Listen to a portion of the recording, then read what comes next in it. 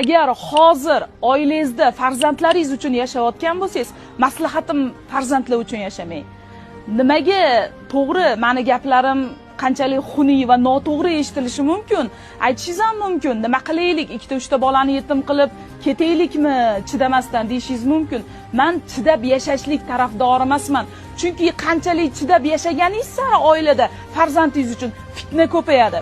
Siz hozir farzandingiz bor, erta sizni ham farzandingiz sizdagi farzandli bo'ladi. Siz hozir ota-onangiz uchun nima qilib beryapsizki, erta farzandlaringiz siz uchun nima qilib beradi? Baraka topkur. Hozir biz ota-onamiz uchun nima qilib beryapmiz? Biz jon kuydirgan, biz u uchun yashagan, hayotimizni tikib olgan farzandlarimiz erta biz uchun nima qilib beradi farzandlaridan ortib? Shunday ekan, oilani shunchaki saqlab qolish uchun, oilani isloh qilish uchun harakat qiling.